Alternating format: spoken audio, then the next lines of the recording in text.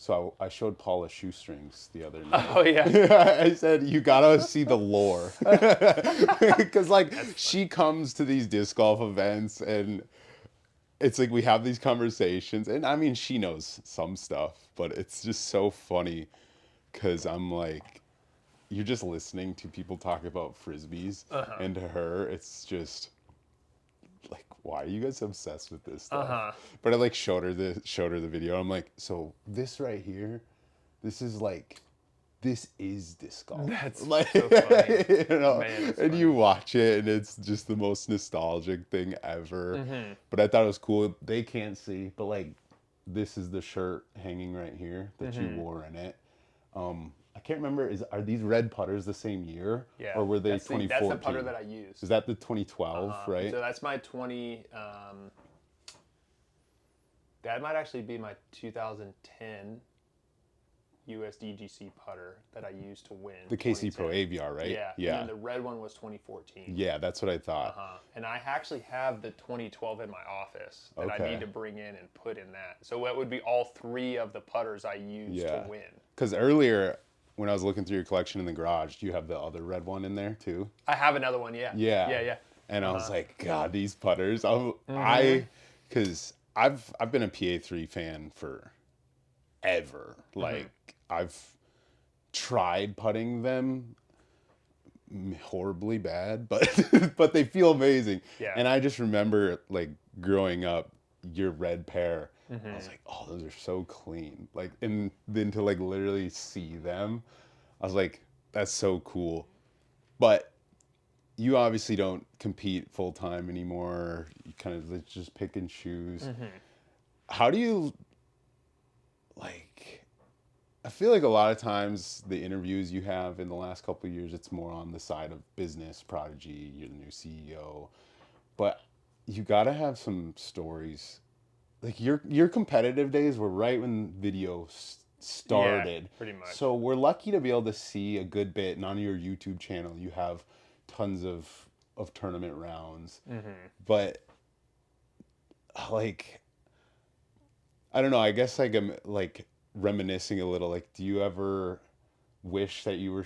I know you don't. I can tell. Spending the weekend with your family, you're meant to be there with your kids and all that. But do you ever just like get that itch to be like highly competitive? And like, how do you feel about the top of the sport? Yeah. You know, when you see Paul and Ricky still at the top of the sport. Yeah. Like, what are your thoughts? There's a lot of commitment to do that.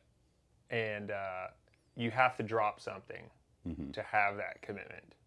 And typically that's time away from your life, really. I mean, it is a full life commitment to do that. And so if I was going to full on commit to like go back and tour and play and all that stuff, you would have to basically treat it like a full-time job. And that's why a lot of people don't make it on tour, is they don't treat it like an actual job. When I was playing and competing and I won USDGC in 2014, I was playing disc golf at 5:30 a.m. until 2 o'clock in the afternoon. I was the first one on the course. I'd play 3 to 5 rounds a day, and then I would make up holes, and that would be practice putting at night. And like, that's what I would do.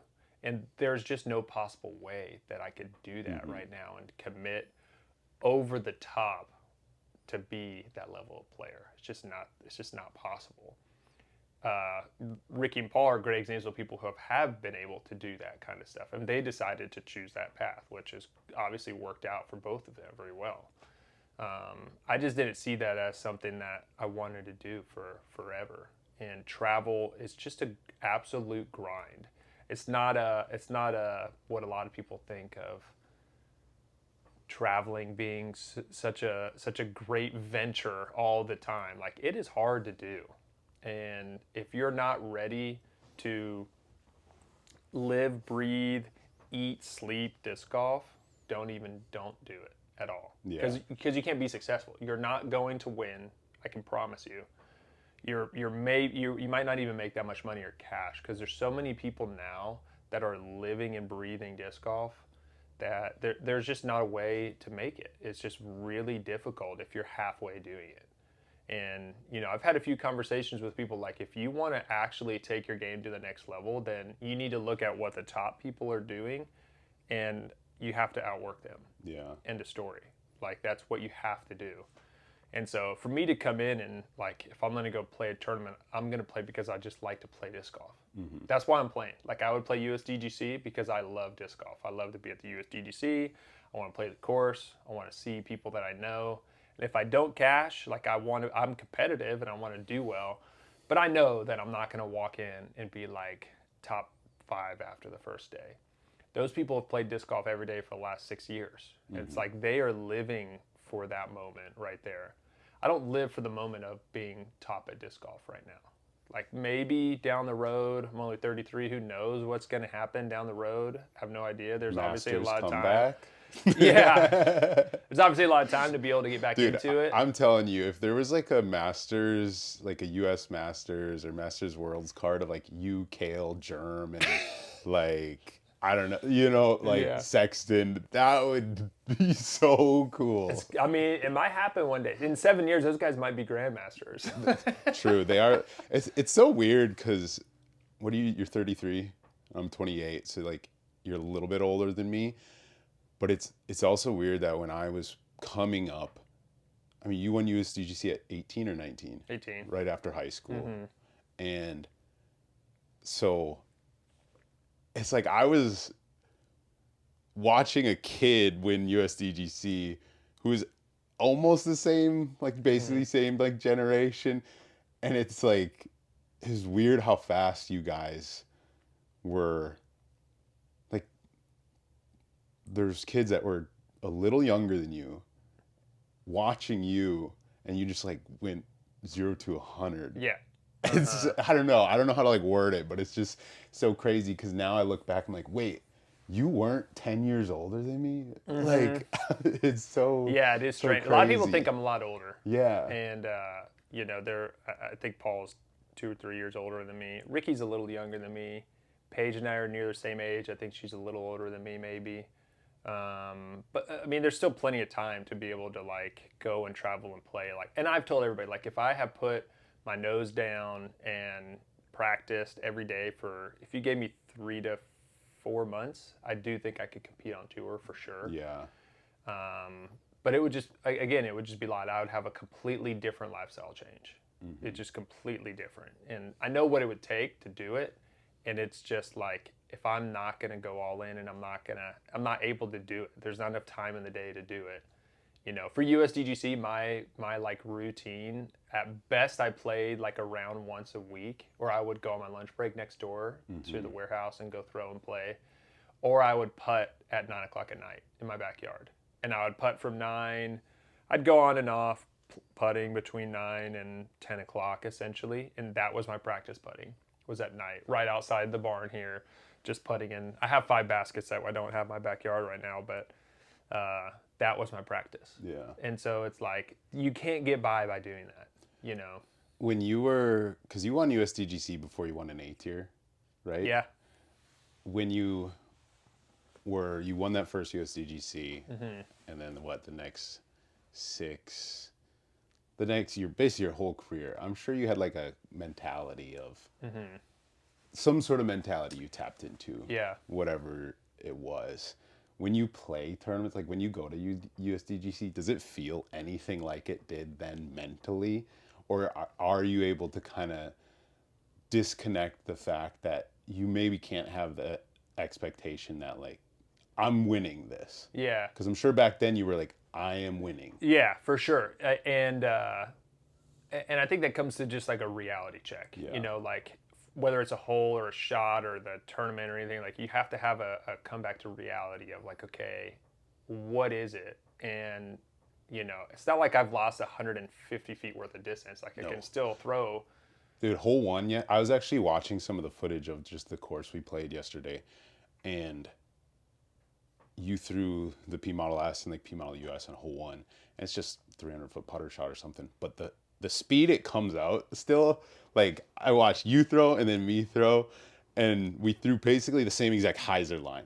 but yours got there twice as fast. And Yeah. I was like, oh, he is ripping this Yeah. thing still. Yeah. Like, it's so crazy. Yeah, it's like I do stay in shape. Like I work out on a small, consistent basis, and it's like I'm ready to go play, or like just I like to just generally be in shape, just as a person. You feel better as just as a human being.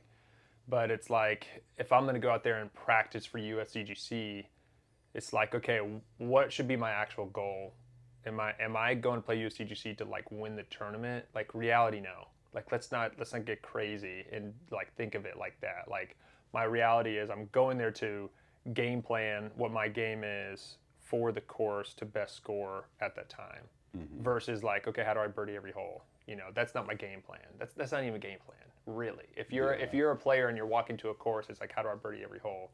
Only if you're one of the top players in the world, you should be thinking like, okay, I have the shot to birdie every hole, and a lot of people do. Some people do, not a lot of people. I'm just not that level, so it's like, okay, I think if I shot a 6 to 8 under, I'd be playing really good. So how do I shoot a 6 to 8 under at USDGC, and what are the holes that I'm really not going to go for that are going to negatively go over par essentially at USDGC, and then you pick and choose. So I think the approach and the mentality, you don't lose. You can't. I still have that side of it for sure. I still understand like risk reward, whether I should go for it or not. Like I've always had a pretty good mind for that kind of stuff, and I think that's still there. It's more of like the physicality of like, okay, I need to throw a hyzer flip at 350 feet and get it to like slow turn right in a headwind. It's like, how am I going to do that? And so that's a little harder of like the physicality side of things. Not to mention my bag changes like every 2 weeks, so it's not like I have. We talked yesterday. I'm like, Will, when's the last time you had a set of putters that you actually use? Because I've played with you like 3 times, or I've saw you on Puerto Rico. I played, and you haven't used the same putter once. No, probably different ones too, like different molds as well. I got a question on the topic of putters. Back in the day, you putted Casey Pro AVRs with Pro Destroyer stamps. I had Do them for a you little have bit, yeah. any idea what happened to those? Or back, because I remember back in the day, if you got like a disc with a different disc stamp, it was the coolest thing you could ever have. Factory seconds like weren't as common back in the day. I know I sold one. I sold a lot of my collection to buy my house. Okay. When I You first should have moved waited to for Georgia. whatnot, man. Dude, I would have paid for it in cash. Yeah. I sold a lot of my discs when I was buying my first house just to get the down payment for it. And that's the reason why I collected all the discs. I told my wife, I was like, I'm gonna collect all these discs for as long as I can, like from my old Innova days, super early Prodigy days. I have nearly every single USDGC player pack item that ever existed in my attic. And I'm like, I'm gonna collect these because I know, like I like my dad and I were huge into baseball cards and just collecting in general. And I was like, I'm gonna keep it because I know it's gonna be worth something one day. Like if I just put it away and take care of it by putting it in a safe place, one day I'm gonna use it to just make money when I need to make money. Right. And maybe once a year, I'll see a disc from 15 years ago pop up, and it'll have my name on it or really like blurred out in the back. I think I saw it on eBay a long time ago, which is like a weird. It's not like a black market for disc golf. People forget that eBay exists sometimes. Yeah. Especially with whatnot and all the way that like the Facebook groups are doing right now. I think it existed on there, and I could probably put 10 names out there and track it down. Yeah. That's like, cool. Yeah, I think I can. I just remember seeing, because you have like a putting demo video where it's just you putting for like a few minutes. And I remember back as a kid watching, and I'm like, Pro Destroyer. I think people like weren't smart back then. He's putting Pro Destroyers? Yeah. But I just thought those were so cool, because I remember when you'd get the cool factory second back then, it almost, they still kind of are, but it was cooler than the stock stamp. Yeah, I had the coolest disc that I had that was like that was a Champion Glow Firebird, super flat top.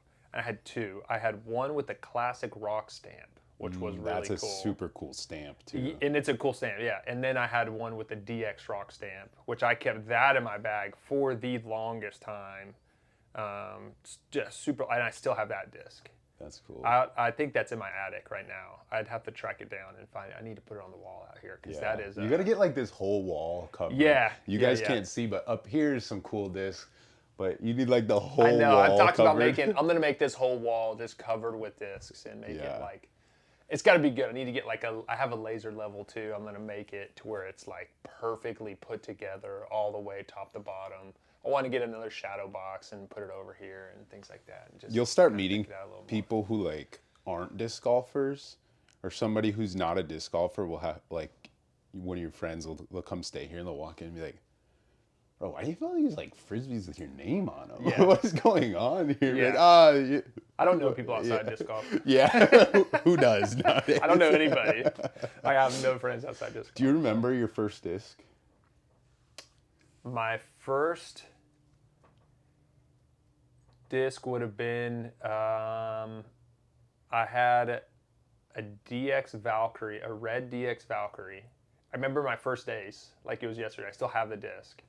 Where? It's a Champion Orc that I bought from Nate Doss's dad in De La Viega. Wow.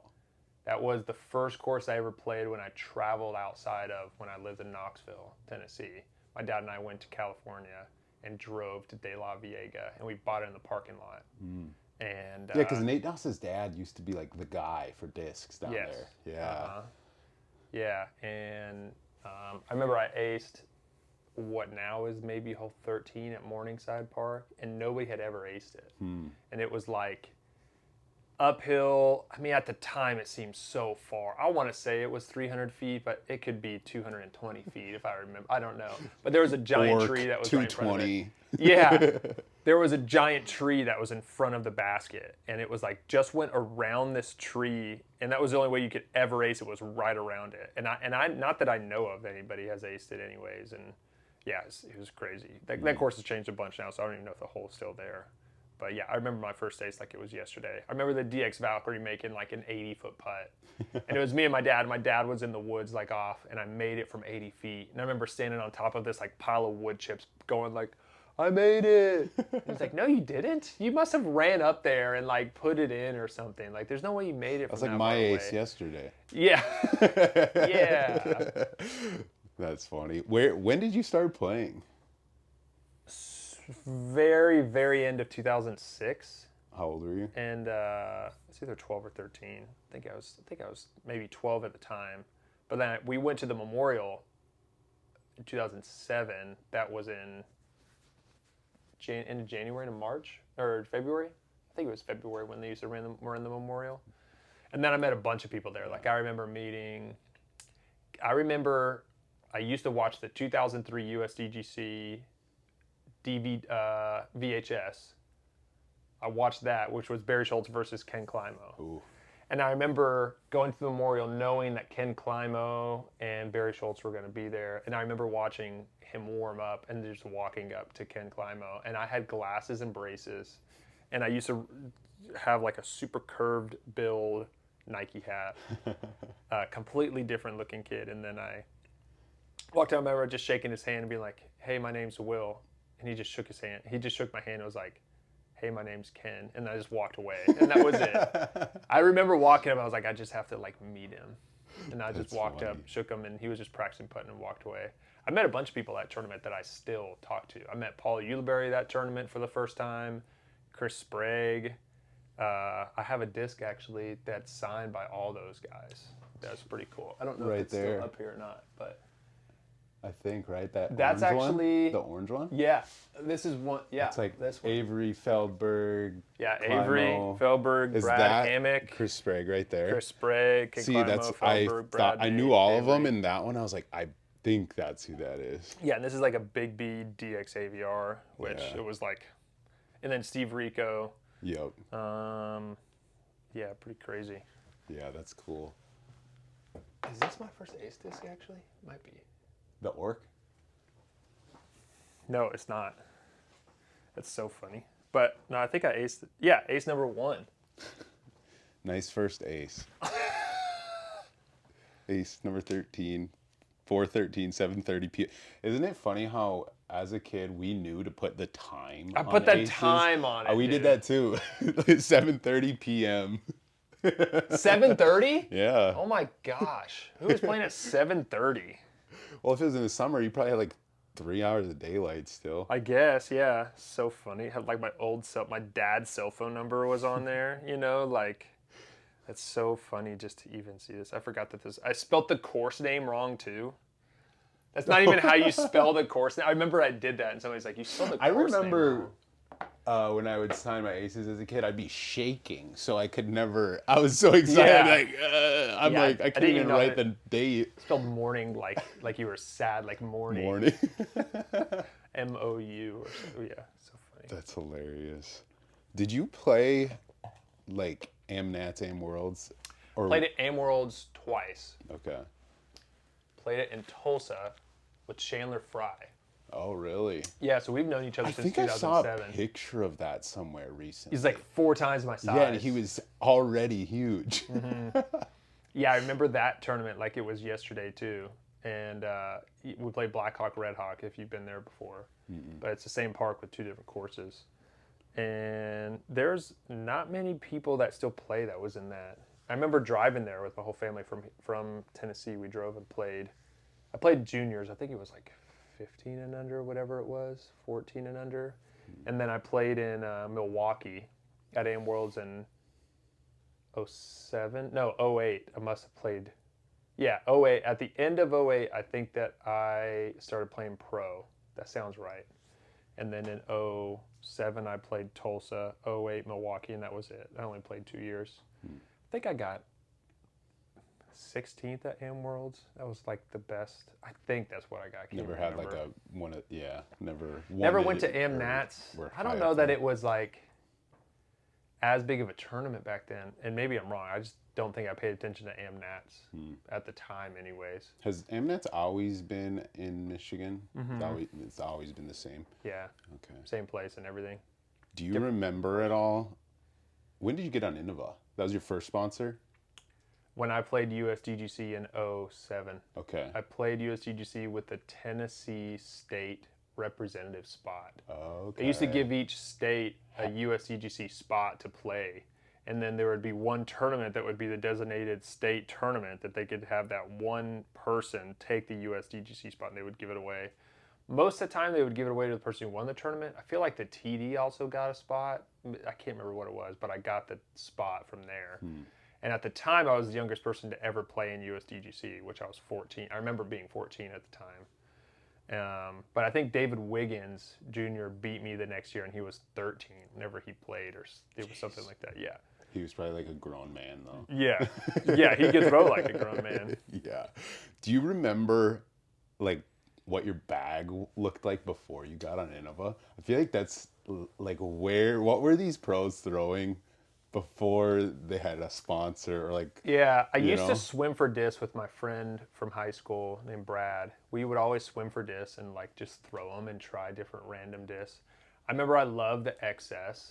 Oh yeah. XS from Discraft, which I don't even know if they still make that. I don't think they make it, but you can find them. Yeah, I threw the XS. I remember the X Stratus. Yep.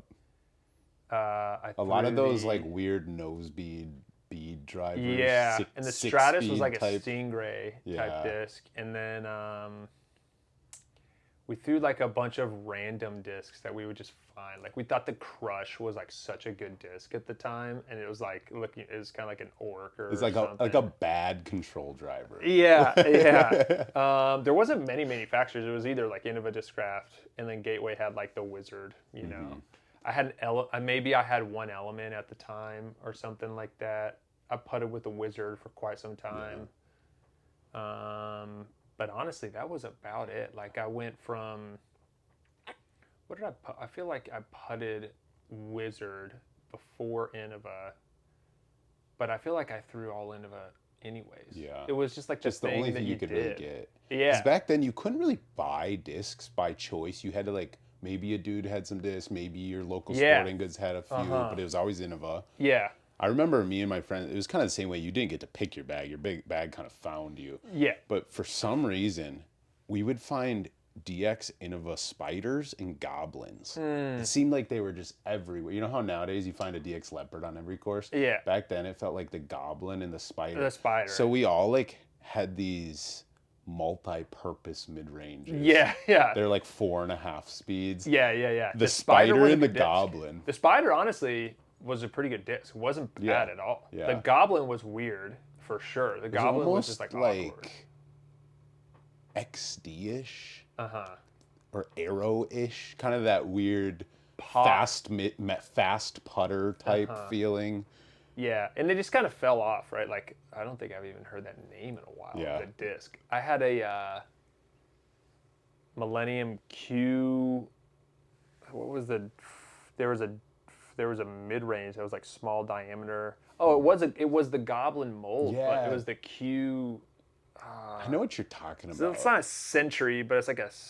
Their names are really hard to remember unless you like know the whole naming convention. It was a Q something, but yeah, I like that mid-range. And then I remember the Pro Wraith came out, and they were like, this one goes to 11. And it was like, oh, you've got to get one of those. It was the Pro Wraith, too, when they actually made when Pro did Plastic. When did the Wraith come out? What year? Do you remember? 06 or 07. Like, it was either end of 06 or early 07. And I remember it coming out in a magazine, and my friend, who I played disc golf with, brought the magazine to school and was like, dude, check this disc out. And was like, that was the thing. You guys they order showed me the some? Wraith.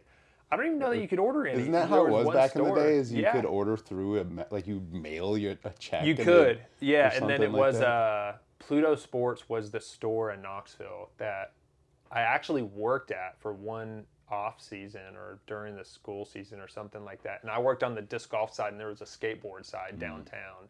That store doesn't exist anymore, but it's downtown still. Or it's on Kingston Pike or North Shore in Knoxville. I think it's one of the best disc golf shops in Tennessee in general, or just all around. It's amazing.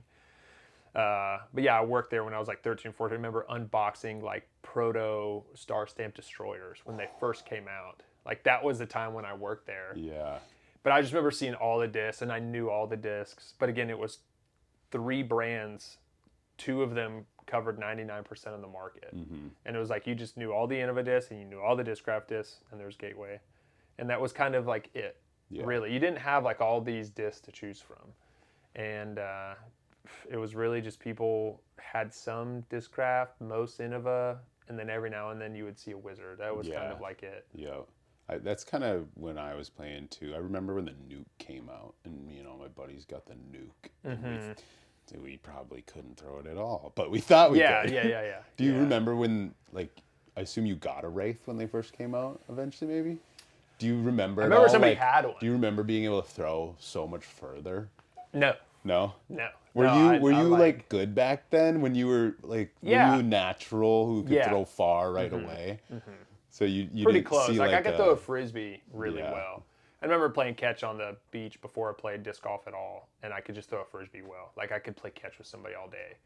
And then I just remember picking up disc golf, and I think I probably picked up the right discs, honestly. Like, I didn't have an overstable driver. I had a DX learn Valkyrie hyzer flips. and a putter, and I don't even think I understood a speed of a disc at all. I had no idea what a speed of a disc was. Well, I just went and played. Flight numbers were 2009, 10, I think. So I don't know. There might not have been speed, actually. Yeah, so you have like, no idea. So it's yeah. like somebody gives you a putter, and you're like, here, go play. And you're like, okay, yeah, that's what you're supposed to do. Right. What else? Okay, it's just a disc. To somebody newer, it's just a disc. They have no idea putter driver.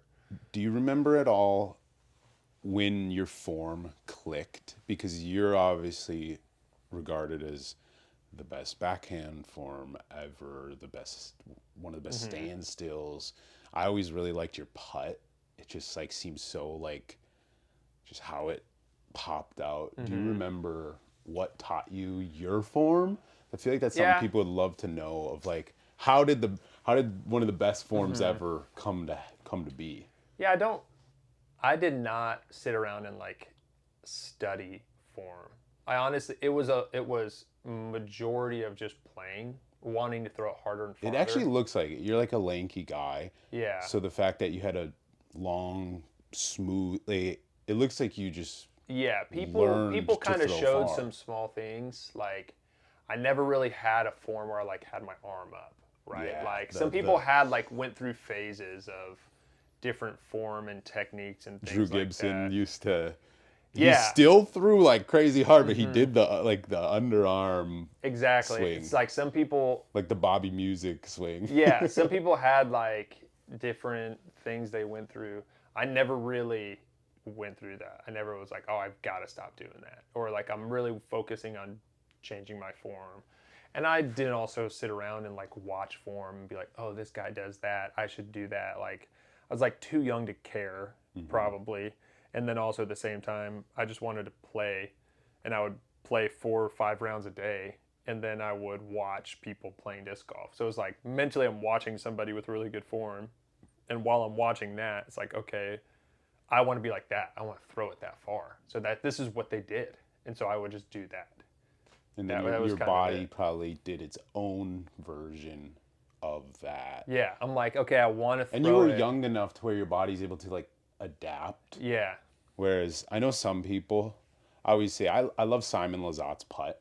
You know how he's able to like spin putt, but like softly, Yeah. like 100 footers or whatever. In my mind, and I think he even said it in something. The only reason he's able to putt how he can putt is because he's done it since he was a kid. If you're Yeah. 30 years old and you're trying to learn how to putt like Simon, you're probably not gonna figure it Or out. yeah. You know, but Yeah. when you're a kid, you just absorb. You don't have muscle memory. You don't have bad muscle memory yet. You're not overcoming anything. It can be really natural for Yeah. you to learn. Yeah, and it's better to do it that way Yeah. than to watch. Like it's hard not for kids nowadays. It's hard for them not to watch YouTube and say, I want to be like that guy. Yeah. And it's hard for them not to say like, I want to change to be like that guy. And that's one of the biggest things that I tell people. Like, you would prefer to have somebody have their natural throw than to change what you're doing to be like somebody else. Yeah. Because that person is built completely different than you are. They have different strengths than you do. You have different weaknesses, different strengths. You might throw way further by doing something else. Like you shouldn't always just copy what somebody else is doing. What do you think would be your dream card? That's a super common disc golf question, but I want to put it in like now after the fact of playing, but you know, if you got to go play, if you were lead card, what was your favorite event when you were on tour? USDGC. Okay, Yeah. so if you made lead card USDGC next year, who do you want on that card? That's always hard to say. I've been asked that before, and it's like I told them it would probably be listed with people that you wouldn't even know. Yeah. You know, like I enjoyed playing like with Paul and Ricky and all the guys you already know. Because there's a competitive side where you're like, well, I'd want to battle these guys. But enjoyment side of like, well, I'd probably rather just play with my friends, actually. Yeah. And so it's just weird, right? It's like, do you want a competitive card? And at that point, it's just like the top people that are playing, really, or the top players in the world or of all time. You want to be playing with them, of course, absolutely. But it's weird. It's like, you know, I have so much more fun playing with people that are maybe I want to be competitive. It's hard to put it. It's like I would have to almost pick and choose, if that makes sense. Like there's some people that I just traveled with for a long time, but that doesn't mean they're on my dream card. Yeah. You might not actually want to play with them at all. Yeah, like, get right. away from me. Yeah. I got too much of you. It could easily be like that, you know, like just the other day I played a one-day B tier that I hadn't played in like 5 or 6 years or something like that up in Chattanooga. And then Joey Lutz was somebody that I always played with for so long and hadn't seen him for a long time. But it was like awesome, the fact like, oh, we used to play together every single tournament for 5 or 6 years or more.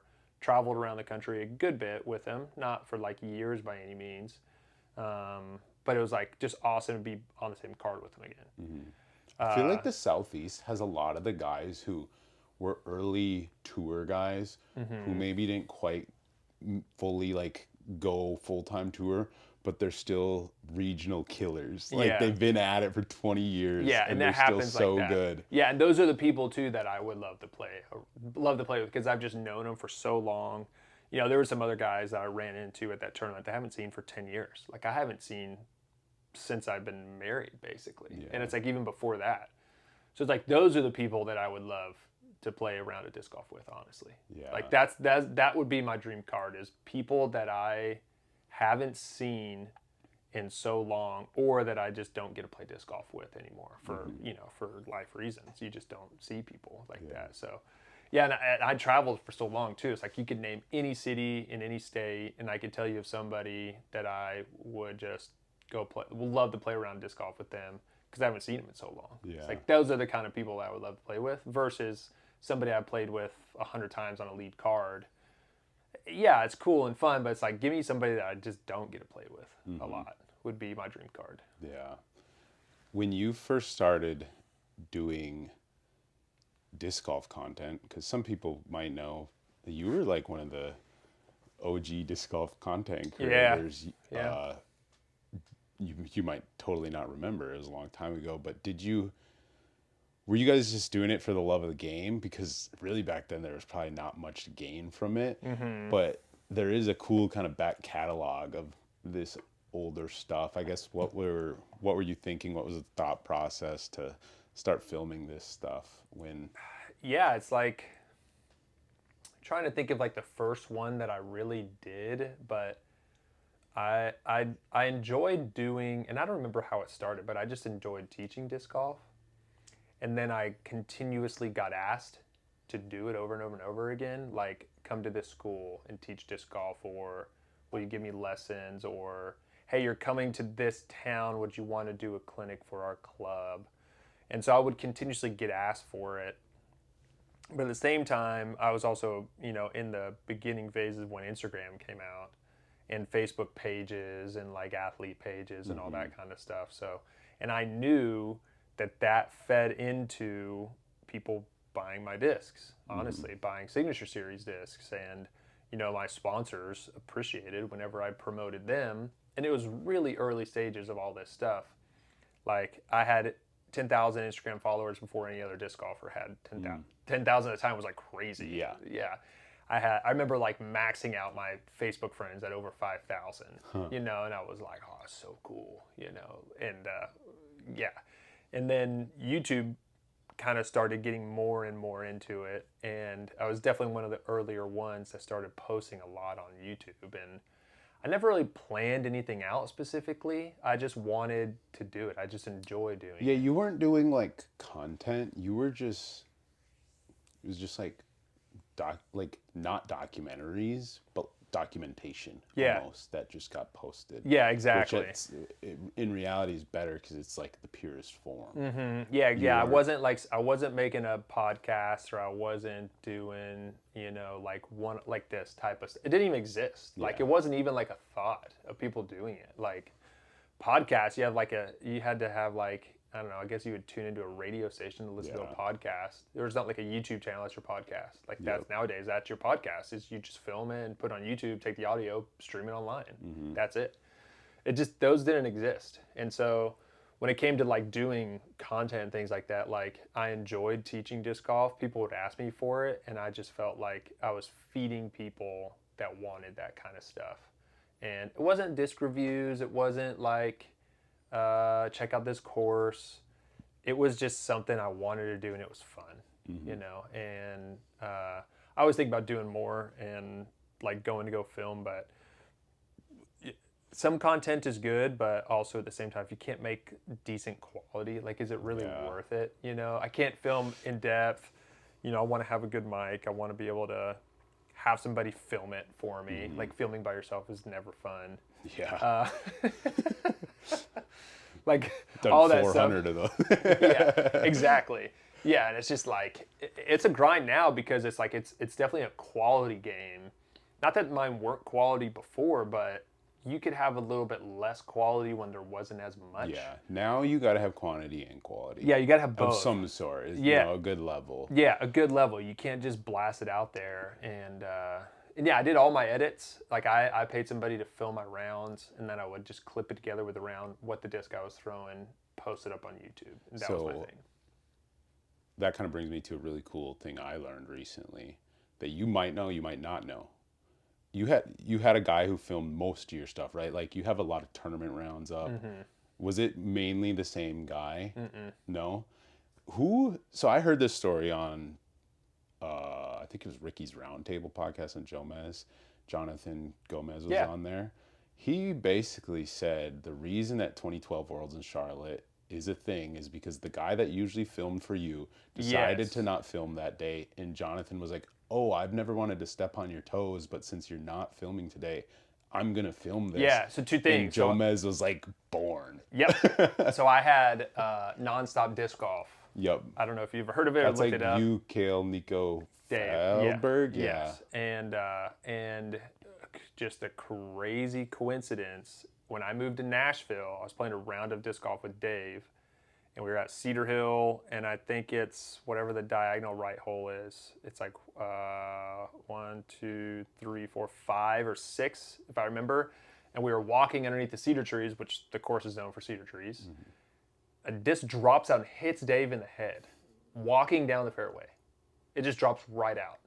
And it has a name on the back that says James Tennedy. And Dave's like, "Oh yeah, I know him from San Antonio. He's a film guy, camera guy." And we called him, and he's, "Oh yeah, I moved to Nashville." And he like came over, and we talked to him about like nonstop disc golf and like what we're doing. And then I think that we offered him to be like our basically our documentary guy. That's when we hired him. That was our camera guy, Okay. on a consistent basis to just film stuff, shoot it, and he would mix it between me, Kale, Nico, and Dave throughout a tournament. He didn't do like scores like the way they do Jomez and like Yeah. go throw stuff now. He just filmed it and put some like cool music behind it, and it was like highlights. Yeah. And it was sick. Like nobody else did it back then. Again, like it didn't have to be this crazy quality level. It was quality It for just the time. had to exist. 'Cause Yeah, it had to back then there was exist. nothing. And it was awesome. It was so fun for the time that we did do it. It was awesome. And that is right. Like we met Jomez at Texas State's in whatever it was, 2012 or 20. Yeah, I think it was 2012.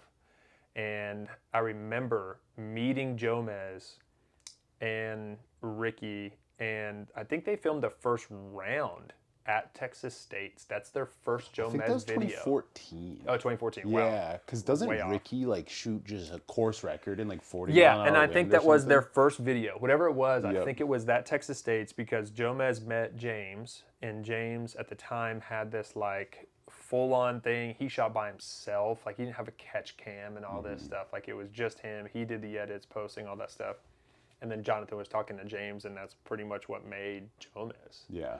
You know, it was Jonathan and Jerry, and that was just their thing. Yeah, I heard that story. He was telling that, and I thought it was really cool because Jonathan, from everything I've seen, seems like a really quiet, reserved guy, and he was so like happy to share those stories, and I mean, it was cool to see a guy who I thought was maybe a little more quieter behind the scenes.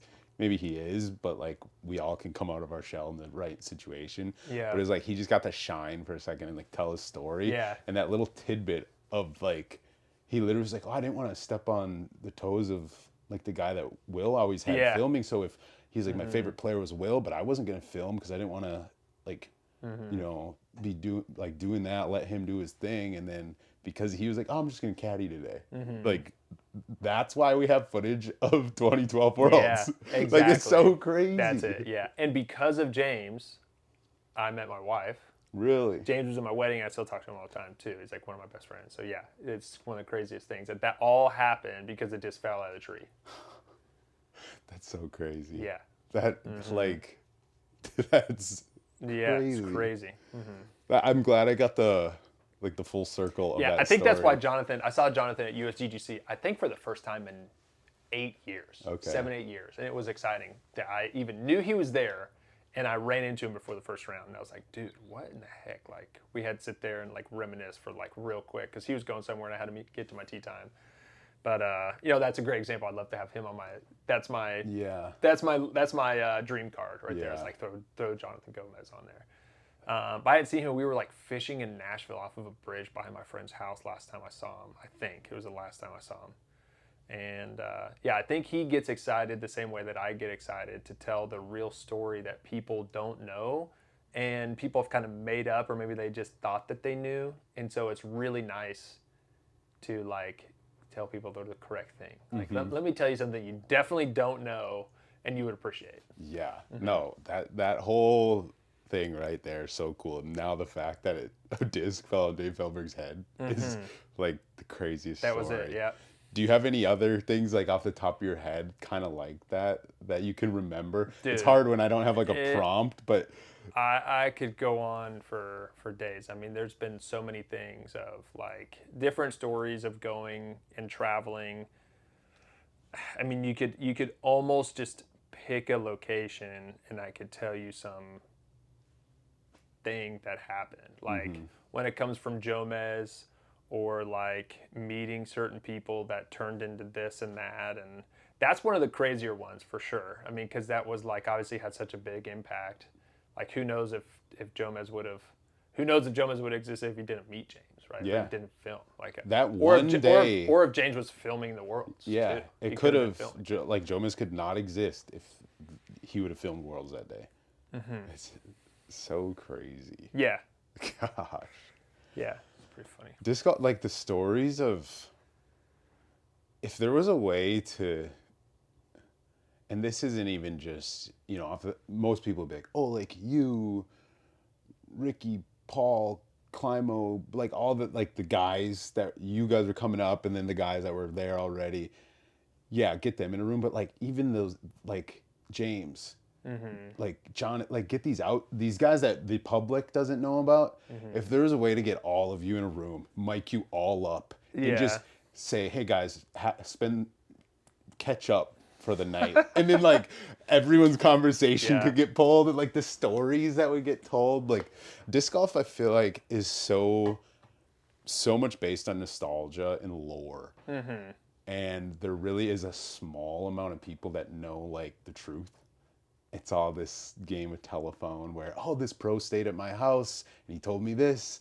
And then he tells his buddies, and then there's this cool story, but the cool story is actually Yeah. so far off by the time the public kind of knows it. It's, Yeah. I don't know. The more I've been able to become friends with different pros or people that have been in the game, or you just learn some of the coolest history. Yeah, I mean, the big thing now is, right, everybody knew Anthony Barella. Like, I met Anthony when he was 11 or Yeah. 12 or whatever it was. And I think he was with Cupcake, if I remember. I'm pretty sure that Jacob was with him as well. I think they both lived in Phoenix, if I remember correctly. That was his other little buddy that ran around with him. It's like you would never know. Yeah. If you didn't pay attention or you weren't, like, remembering, you wouldn't Yeah. remember these little kids that were just running around. And there's a bunch, being older than most people that are playing right now, or like the younger generation. I've met a lot of them that were up and coming, like Harper Thompson. I met him, I think when he was 8 or 9. Like, Didn't he used to have really long hair? he had really long hair, and he knew everything about Prodigy. He had a double X step whenever he threw. And I remember it was like, I think it was his dad or something took him out of school, told him he was going to the dentist, and he surprised him with a round of disc golf at Crockett Park. And I have a picture of me and him, and he's not even as tall as the basket. And now he just graduated from UT yesterday or a couple days ago with an engineering degree. Wow. And so it's like, that's a really small thing, right? Yeah. But like I met Anthony way back in the day. Chris Bragg traded. Is Chris Bragg from Iowa? Okay, I don't know if I've played with him at the Rumble, but I like know who he is because of I went to the Rumble for 3 years when I was in high school. I mean, I was at the Minnesota Majestic. If you've ever seen the video from Disc Golf TV where Kale hits a downhill like 60 or 70 footer to tie Ken Climo, Yeah. I'm in the absolute very back watching that putt. Like I was there for that. And I think it was 07, if I remember. And my mom drove me up there to play in the tournament. And I remember walking around following the final 9, what was going on. And then my dad actually ran into Kenny and Dave Feldberg at the airport. And then we actually practiced all the courses with them in 07. Wow. So we like warmed up for the Minnesota Majestic with Climo and Dave. And that was like, kind of like the intro to how I met Kenny and Dave was through that. Yeah. Was we played disc golf all day in Minnesota with them. How did the nonstop disc golf tour? Because you guys traveled together in an RV, right? Mm-hmm. It was you, Nico, Dave, and Kale. Yeah. How? We did it all four, stay in it for a long time. Yeah, it was kind of short lived, wasn't it? Yeah, it was a lot. Like Yeah. honestly, like if we had the resources we had now, it'd probably be a lot easier. Because it's like I remember making the website, I scheduled all the clinics, kind of scheduled where we were going. We kind of all had our own. We had our own schedule that was pretty much the same for the most part. It was just a lot to handle. Did you guys ever? Because back then it was what, like some national tours. Yes. And then just go play tournaments. Yes. Did you guys ever go? Okay, there's this tournament here, and then there's one here. If we both go, that's dumb. You go here, you go here. We both win. We make more money. Yeah, we had conversations that You were know what I like mean? that. Like, Yeah, that makes sense. we had conversations that were like that. We never ended up like splitting like that. It was just like almost too much to be traveling with what was essentially the lead card of every tournament. Yeah. I mean, I remember first one we went to was in New Mexico, and we played in a course that there's no way it's still there. It was a pile of dirt, and they played completely flat, and in the center they would just be pulling dirt for other like construction projects across the city, and there was 18 holes around a dirt pile. And first day we got there, we were like walking around, crazy wind in New Mexico, and I aced the first hole 450 feet. First shot out of the car, 450 foot. Practice? Yeah. Okay. Skipped right into the basket, 450 feet away. And that was like the beginning of the tour. And then it was 75 degrees. The next day there were 5 inches of snow on the ground, and I got sunburnt from off the snow into my face. Like, I didn't know that was a real thing. Yeah. And that's how you can I remember my face just being shredded. But it went from 75 degrees one day to 5 inches of snow That's on the like ground. today, basically. Yes. Yesterday was 65 and sunny, and now Yeah. it's 19 and 40 mile an hour. Yeah, wind. I'll never forget that. Like, that was the first nonstop tournament that we played was in Taos, New Mexico. Jeez. Was it like an A tier, or was it? I think it was a tournament that we ran. Oh, really? I think we ran it, and I don't even know why we went there. I have no idea. I think that we ran it anyways, if I even remember right. But man, the course was just, it was just so bad. Yeah. But it was like a group of people, a big community of people that were awesome. Yeah. They loved disc golf. There was really not any other course around there. There's like some other private cool course called like Sipupu on top of a mountain that was like sick, but you couldn't ever run a tournament there or something like that. But this course, there's no way this dirt mountain exists. There's just no way. That's cool. I got one more question about some Prodigy lore, maybe. When Prodigy first started, obviously the lineup. What was Prodigy's first disc? Or was it like a few discs? I think it was just the D1 and D4 was the Okay. first disc. And then a couple weeks later was the D2, D3, something So like the that. distance drivers came first. Distance drivers were definitely first, because I remember playing the Memorial the first year we came out, and I essentially just threw a D1, a D4, and then we had no putter, so I used a Wizard. We had no mid-range, so I had a Domi Buzz that was like on the overstable side, and then I used that Champion Glow Firebird. Yeah. And that was it. Like, I remember having like the smallest bag. I might have had I don't even remember what fairway I would have thrown. I think I tried to throw a tracker, and I like didn't really like it, maybe, or something. I can't remember, but there's not a whole bunch of fairway shots anyways at the Memorial. You could pretty much throw a D1 or Firebird on Yeah, every D1 hole, on like so every, you're yeah, it good. was either like a D1 or a Buzz on like every single Yeah. shot. And that's kind of how the M3 was modeled after, was that specific disc, like a more overstable Buzz type of disc, if that makes sense. I felt Sam's old M3 Mm-hmm. yesterday, and I was like, "Oh, this thing feels like so good." Yeah. I could see, and they used to be like, I guess, kind of that stable Buzz Yeah. flight.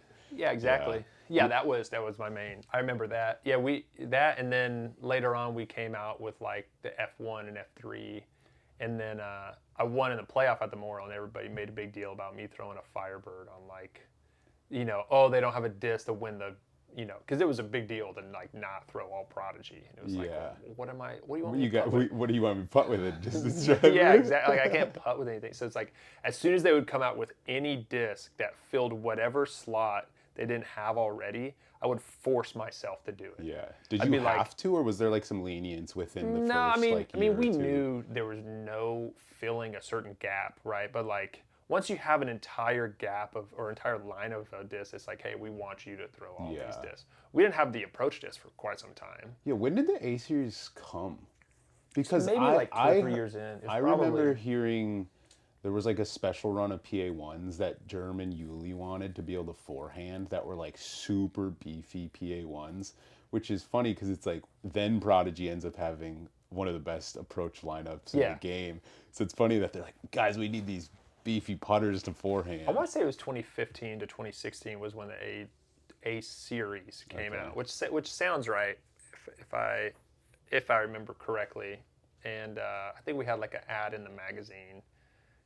I only know that because it's printed off at the shop in like a frame. Yeah, it was funny. As soon as a disc came out that would like take a slot, whether I liked it or not, I just used it. So I putted with the PA1 for a really long time. Were they beefy back then? Premium plastic, yeah. But 2012 US or 2011, no, there was no 2011. 2012 USDGC and 2013 USDGC.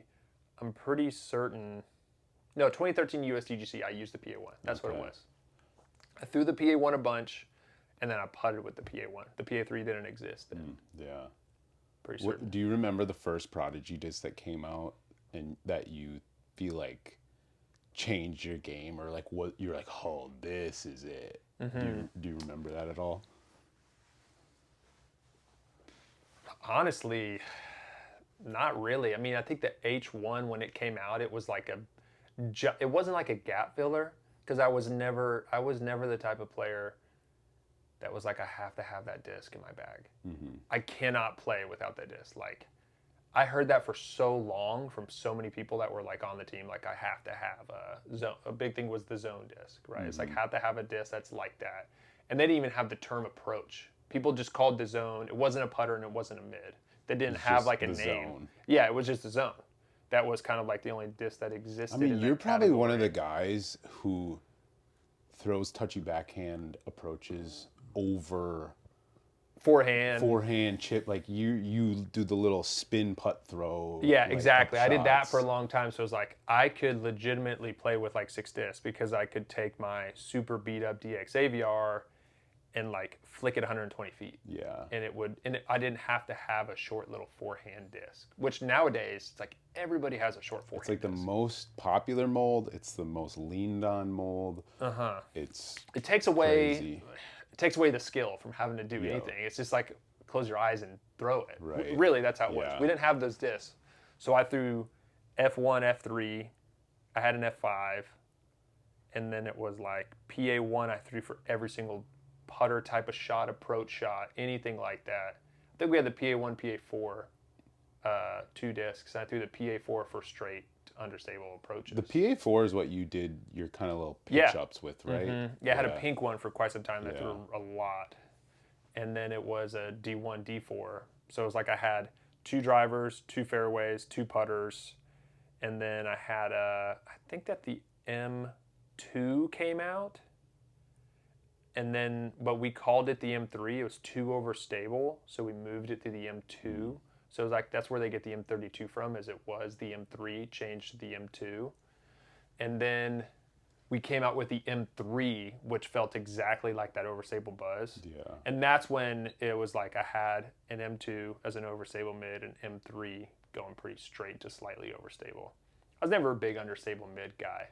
Like I was more putter, or I was never even a big forehand guy. So I was basically just putter or beat up one of those mid ranges to become understable. Yeah. What do you? How did you feel about 2011 USDGC? That was then when they missed it, when they did like the handicap, like yeah. because you're obviously in your era of trying to win them all. Yeah. I feel like I've never heard a pro elaborate on that, because it's almost like they took away a year of opportunity, of Yeah. legacy in a way. They Like almost you ruined could disc be a golf. 4-time US champ. They almost ruined disc golf, Yeah. I would say. I mean, if they continued with that, the USDGC would become nothing. What did the players think when they had announced that? Do you remember? I think people were just mad and questioning why. Like, you have the biggest sport Did they in just disc want to golf. include the whole They aspect want to of the include game? everybody. It's just, I mean, it's all like thought process, right? It's like their thought was, how do we get more people to, everybody is never going to be able to compete with pro level disc golfers. So the thought was, how can we make it to where they can compete with pro disc golfers? It was never a thought of, how could we promote professional disc golf and disc golf as a sport on the professional side? It was never that thought process. It was all grassroots, which is not bad from a different perspective, but that was not the tournament to take and make grassroots related. It just wasn't. I mean, I don't think that, from what I've heard, nobody really had fun at that tournament. Did you play? No. Like, they had like 7-hour rounds. Yeah, they had crazy long rounds. I was gonna ask if you remembered what you would have had to shoot to win. Yeah, Barry Schultz played it. I remember him telling me, and I could be wrong. I think he said that he took a nap on a hole, because you have people like, that course is so hard, and back then it was not as hard, but you're still playing OB and you add wind into it, and it was like stroke and distance some of the holes. Yeah. So you have people that maybe don't throw as far, stroke and distance, windy, and they're taking like 10s, on 12s, like every other hole, and so it's just it's difficult. But I feel like they almost completely ruined professional disc golf, because like, you take that tournament out, you would hope something would step in its place, but that just shows off disc golf. That tournament gets people to play disc golf. Like, that's how that works. And they were thinking of, get people to play that tournament to like to play disc golf. Like, the other way, versus, okay, that tournament we should use to grow the sport. Using that tournament and using the professionalism of that tournament, they use it as like, hey, how can we get more people to play this tournament that maybe would never have a chance to play it, if that makes sense. Yeah, it makes sense, but it makes no sense. Yeah. Now it's crazy. I mean, it never was a thought to promote professional disc golf. Nobody, that was just like a crazy thought, like, to promote the professional side. They didn't really, either they didn't think it had any weight on it, or they didn't care, one or the other. Man, yeah, I've never heard any elaboration on that. I've just been told by people that they're like, oh yeah, that was just the dumbest thing to ever happen in disc golf. Yeah, I mean, when you hear, 2010 I won USDGC, I didn't even get moved up to the highest level of sponsorship tier. So did it not matter as much back then? Like it didn't have, obviously now it's people could argue it's more important than a world title in some aspects. That's crazy that you could win it. And I won it. I got a $1,000 bonus, no signature series disc, not even the highest level tier sponsorship from, I was sponsored by Innova. No custom disc bonus. Like, there was no custom run of discs. you didn't get a disc made for that? No, none of that. And the reason was, I was told I wasn't a household name, was the reason I didn't get moved up. Was But I just made it. Yeah, I had just won the USDGC. I remember being 18 and you're talking about it, and you're kind of like, hey, so I should be moved up to Team Star. And it was like, no. It's like, well, what? Why would that not be? Just the sponsorship level of things too is just insane difference. Insane different. As far as you could imagine. I mean, you have people that win maybe win no tournaments, and they have signature series discs and custom runs, and that's a big thing to do. I mean, that's a huge part of just the sport in general, is doing that kind of stuff. Yeah. There was absolutely nobody that made YouTube channels and had custom discs. Was never a thing at all. It just didn't happen. Yeah. Yeah. It's crazy, because I remember being friends with Alex Geisinger and Terry Roethlisberger. They're two of my good buddies from Minnesota, and it was always so cool to like when they would get their custom disc in for the year or whatever, and I'd have them in my bag. And then this last few years, having like 8 custom releases, and you're like, if I like quit this tomorrow, when I'm like old, I'll be like, oh, that was kind of cool. Yeah. There's like thousands of these out there in one way or another. And I'm like, that's kind of cool. Yeah, exactly. But this sport has changed a lot. Yeah, it's crazy. Just from that side of things, it's just completely different. Like they started doing some custom runs a little bit more like later on when it got a lot more competitive and more companies started coming into it. Because they figured out like, oh, fans will buy these discs. Yeah. It takes more effort. It's not like a detriment to us. It can only be a positive. It's only a positive. Yeah, exactly. One thing I when I was watching Shoestrings, I feel like everyone forgets that Nico won USDGC. I'm like, is there even a Nico USDGC disc out there? Yeah, I don't know that there is because he won with Gateway. Yeah. And I don't think they did any signature series thing back then at all, which is just crazy. You know, his name's on some USDGC rocks, like commemorative stuff. Yeah, but not like, oh yeah, I have my 2009 like Wizard or whatever. Yeah, yeah. I like thought of that. I'm like, that one. Yeah, he won Player of the Year twice. Really feels like it was kind of left behind, because you only almost remember it when you see like the list. Or you watch that and it's like, oh, 2009 champion. Yeah, a majority of players now would say that they watched Nico playing up. Like I watched Nico growing up and playing. He was like, nobody knows that. Like he was 16 or 17 whenever he was like playing and touring and competing with. It was him, Dave, and Kenny, and then Nate Doss. Yeah. And you know, you would have Avery up there every now and then on some of the lead cards. Obviously, he won Worlds in 09. And some things like that, like, it was not like a laundry list of pros. It was just like borderline the same people, pretty close. Maybe in different areas, you would have people be on the lead card, but you would never see them play because they never had live coverage and they never have filmed, post-produced anything. Yeah. I have this funny memory of seeing a video of Nico, like, years ago. Somewhere where he was like, if you're inside 300 feet, that disc better be under the basket. And so my whole disc golf career, I've always been pretty good at throwing, and so I'm really hard on myself, where I'm like, if you don't park it, that was a bad shot. I don't care. If you're in the circle, I don't even care. If you don't park it, because of this one clip I saw of like Nico somewhere along the way. It's funny. And I'm just like, Nico's the reason I try to park every single hole right under the pin. Yeah, I traveled with him in 2010 after high school for a little bit. I went with him to Japan and some other tournaments, obviously nonstop like the year after. And definitely like he helped me become more of like a competitor, if that makes sense. Like, you know, obviously didn't take on like the competitor level that he has. Like obviously that's way different level, but just the wanting to win aspect of it, kind of gets maybe portrayed in the wrong way sometimes. But I definitely traveled and played with him and kind of learned that a little bit from him. Yeah, that's cool. Well, camera's about to die, so that's all you guys get. Thanks for doing that. It was cool. Hope you enjoyed. Yeah, sometimes. Sometimes you're probably like, I don't want to talk about disc golf, dude. It's like, yeah, it's my life. But I think it's hopefully some cool stuff that people will really enjoy. Yeah. So I like it to.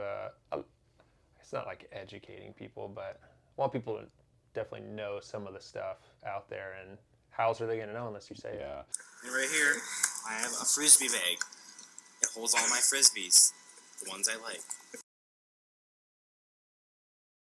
Creator of Frisbee Club, the man, motherfuckers. The man, the myth.